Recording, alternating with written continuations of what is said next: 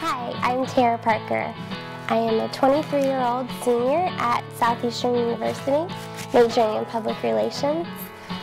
Most of you would probably not guess by looking at me that I have cystic fibrosis. In 1986, God blessed us with a beautiful baby girl. All was going well until she was around 6 months old. She started getting sick.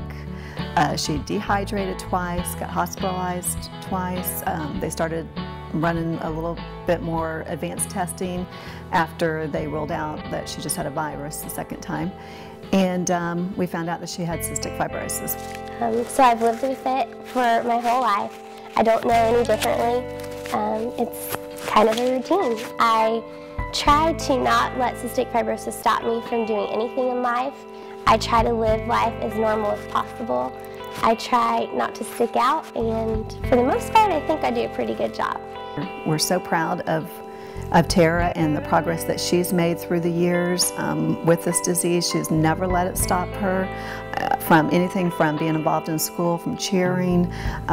When she was cheering, they said that, you know, it might be wearing on her body, that she might not be physically able to do it, and she just never let it stop her. Cystic fibrosis has affected my life in tremendous ways. I used to have to take 12 enzymes before I ate anything, any meals, and 6 enzymes before any snacks. When she was first diagnosed, we had to pound on her back for her respiratory therapy. Any breathing treatments that she got were very, very large. And now Tara is 23 and she has breathing treatments that are very compacted. And it's come a long ways because of the dollars that people have raised through the years to better the treatments for patients with cystic fibrosis.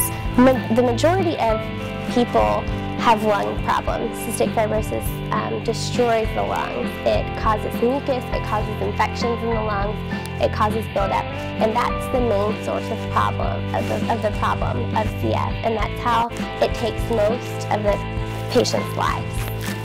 Cystic fibrosis affected me in a unique kind of way. It actually caused me to have cirrhosis of the liver and an enlarged spleen. Because of that, I had to have a liver transplant in 2005, actually a liver and a pancreas transplant in 2005. So that side of things I don't really have to worry about anymore.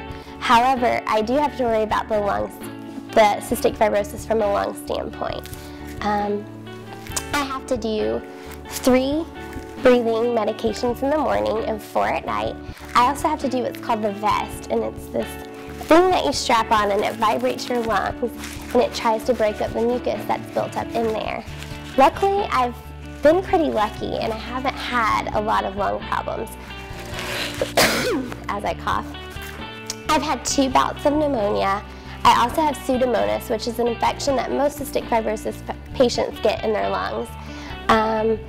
And I just have to try to keep them healthy so they don't get sick. My parents got involved in the Cystic Fibrosis Foundation when I was 6 months old. That's what they turned to, that's where they kind of went for support, but we ended up getting involved and we have pretty much been involved ever since. We immediately started getting involved with the foundation because we felt helpless as parents and wanted to do something. So we got involved with the walkathons, with any fundraisers that we possibly could. We got Tara involved. We felt that if we could just get the word out there, the more that people knew about cystic fibrosis, the more that they're going to give for the cause.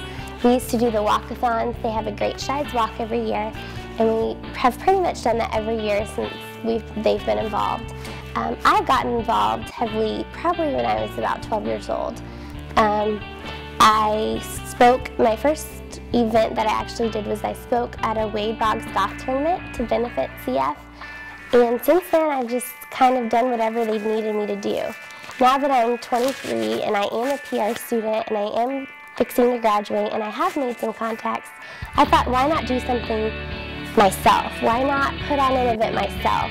When she decided this year that she wanted to do a fundraiser on her own, I knew that she would go full force with it and that she would make it a success. So she started doing her research, and she got a great committee involved, and she's done a phenomenal job. I started talking about it with a few friends.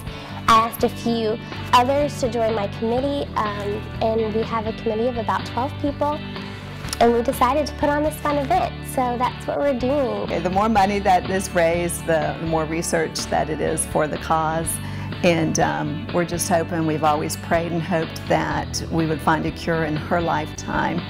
And I think that we're very close. Without events such as this, and without the Cystic Fibrosis Foundation, the lifespan of CF would not be what it is today. When I was diagnosed with cystic fibrosis, the age to live was 12. Now, people are living healthy lives well into their 40s. They're getting married and having a family, and that's something that I want. But not only for myself, for the others with CF. I feel very fortunate, and I think that it's time that we let CF stand for Cure Found. We have seen, again, tremendous advances, and we just know that we're going to find a cure, and as Tara said, that the CF will then become Cure Found, and that's our prayer and hope for her. And we just pray that you will come out and enjoy this fundraiser, and that we'll raise a lot of money and find a cure. So I want to thank you from the bottom of my heart for getting involved with something so wonderful and something so close to my heart. And it hits home when you have it or when someone you know has it.